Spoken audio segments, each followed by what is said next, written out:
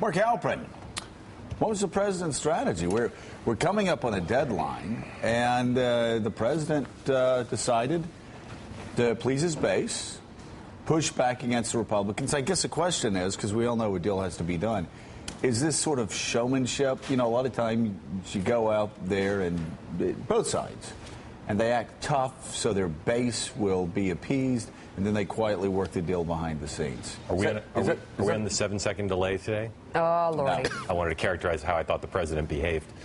How do you think you behaved? Well, we have it. We can use it, right, Alex? Yeah, sure. Come on. Yeah. Take a Go chance. for Have it. faith. Yeah, let's see what happens. Just, I'm behind you. You fall down. I'm going to catch you. And the precedent has been set on that show, sorry, go ahead. we're good. I thought he was kind of a dick yesterday. Oh, my God. Delay that. Delay that. What are you doing? I think the president... I can't believe you. I was joking. Don't do that. Did we delay that? I hit it. I hope it works. Okay. Well, my mom's watching, so we'll know whether that worked or not. Hold on. Holy Check the technology. I gotta say, I'm not shocked by much. That kind of shocked me.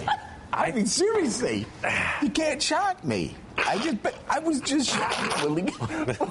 Guys. I'd like to hear more of your analysis. I'll clean it up. Okay. When I say test it out, I'm just joking, because every time people fell back with me, can't I let them go and hit the grip? But go ahead.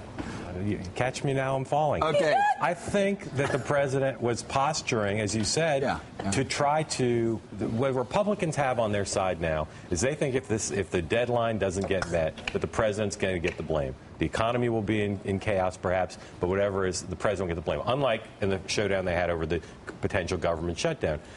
He went out yesterday, and I don't think did anything to encourage a deal. He might think by having more leverage, making his case for why the shutdown, a default should be blamed on Republicans. Maybe he thinks in the long term that'll get him more leverage. But I think this deal has always been predicated on trust and respect between the president, John Boehner, and Mitch McConnell. It's always been. There is none, obviously. And there's less after his press conference yesterday. Don't you think he was being a leader and say, get it done, do your damn homework? He was, and he was doing a great job explaining his point of view on the trade-off between spending cuts and tax increases. But I'm glad, by the way, this is summer break. Okay, but you know, just hold on. Now I'm gonna push back on the words you used and the argument you're making, because everybody wants that from him. Everybody here on the table talks about how they really want him to be strong and to push back. He can be strong, but not blame the Republicans in Congress for everything that's going wrong. Well, in fairness to, I wouldn't necessarily use the same terminology. Good. It's a little disrespectful. In fairness to Mark's point, there wasn't anything new yesterday. I think there are two issues that are. You look at some of the CBS New York Times poll yesterday or this morning that was released. 53% of Americans, 26, 27 respectively, say jobs and the economy are the foremost issues on their mind. No other issues got in double digits. Yesterday, Joe, there was nothing new from it. There was nothing new about what we're going to do to find a deal. He only said that Republicans out, and he's right, Republicans should work harder. But at some level, the American people are watching this. Pedestrians and everyday working Americans are watching, saying, I have to get up every day and go into work if I don't like my boss, if I don't like the tasks that are being put in my way, and I do my job. Why doesn't someone do their job? And at the end of the day, unfortunately, I think the president... So, Harold, that's what he was saying to do. There was no progress. Harold, let me ask you a question. There was nothing new put forward. Let me ask you a question, because Mika's point is a valid one. Everybody says he needs to get tough. He gets tough. And then leadership and toughness are different. You're exactly right. That's the only point I made. Leadership and toughness are different. Let me ask you, Harold, and I don't know the answer to this, because looking at the clip, I'm thinking, okay, there's rioting in Greece. California's in a stalemate. We've got to get to that. We're coming up on a deadline, and this is serious business. If this is showmanship by the president, beating up, because his base, of course, his base loved this. Right. The left, bravo, this is great way to kick those Republicans in the teeth, the class warfare stuff. I won't even get into all of it. And then Boehner did the same thing with his base, right? With his points. Exactly. And so I guess the question is, and I don't know the answer, why did he do that? I could not imagine doing that at this juncture. I'm not knocking him. Was it showmanship? Or is he going to stare him down and we going to default? In that leadership team around him, and I have to think there had to be a strategy behind what he said yesterday. There has to be some thinking that maybe they're working to get a deal. Biden, Daley, Jared, that whole crew understands. And if they don't understand that Americans are interested in this and the fact that these stakes are so high, I mean, it's hard to imagine they don't. So I got to think there's some strategy there. But if you're just watching this had to concern you, because this is all you're hearing from both sides in this debate. Let me ask Mark Halperin a question. Yeah. Is this, and I'll just give you a minute to take a deep breath. Take a breath, come on. Is this the extent of the negotiation, or is this just a show? In other words, is this how they're talking to each other? President Obama makes a press conference, he calls them out, then we get a bravo press release, and then a boo press release from Boehner, or are they talking behind the scenes, or is this it? No, there's some talking behind the scenes, and the heart of the fight right now is, and Boehner said this in his statement, he can't get the votes. Right. For a deal that has tax increases in it. He can't get the vote. So his point of view is if the president wants that in the deal, he's going to have to produce 218 votes himself in the House, and that's not going to happen. It's going to have to pass with a majority of Republican votes, but a substantial number of Democratic votes. The relationship from the Gulf game till yesterday, I don't know how much it improved. I think it probably improved at least a little bit. But the statement yesterday, Republicans' private reactions were harsher than Boehner's statement, which was pretty harsh, because they don't feel the president was doing anything but trying to blame them. The president yesterday, one of the things he wanted to accomplish was to make his case. To make his case that for him, the trade-offs are between tax cuts for the wealthy and corporations, or tax increases for them, versus cutting programs like food safety and health care and aid for the disabled.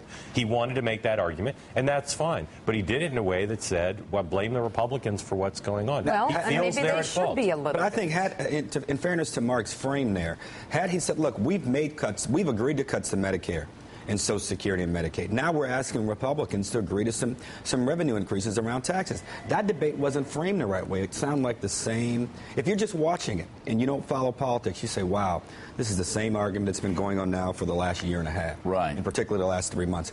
What I was looking for was some more specifics. I don't mind if we have to raise some taxes in some places. I think most Americans recognize that. But for the debate to unfold, I should say that for the narrative to unfold it as it did yesterday with the president, I think there's some reason, there's ground and room to be, I'll use another D word, disappointed on the part of how the president framed what he said. I think it was unfortunate. I think what Republicans have been saying about the president over the past couple of years is unfortunate as well. I think the press conference yesterday, the dueling press releases, as you said, underlines the massive disconnect between America's governors, Democratic and Republican alike, and America's so-called leaders in Washington. There's a massive disconnect, and you talk to any governor, whether it's Chris Christie, who the left hates, or Dan Malloy, who the right hates, or Andrew Cuomo, good job. Or Jerry Brown, Democratic or Republican governor alike. You sit and talk to them, Mika, and you know what? There's always an urgency on their shoulders. I've got to get this done. I've got no choice but to. And the president, by the way, acting as if he's never been a member of the United States Senate, acting as if he never took the breaks, as if he had no idea how this worked. And like Harold said, acting as if he had put any proposals forward that were significantly different to move this process along. He didn't do that yesterday. He didn't put one single proposal forward. And the Republicans really haven't either, other than Paul Ryan. So they're going to have to figure out a way to start. You know, time's running out. It is. Can I say something about time running out? Yeah. People, I don't think, are focused on the fact that August 2nd is the deadline. But it's not like they can reach a deal on midnight August 1st. They have to get all this stuff through the Congress. Right. The deadline is pretty much now.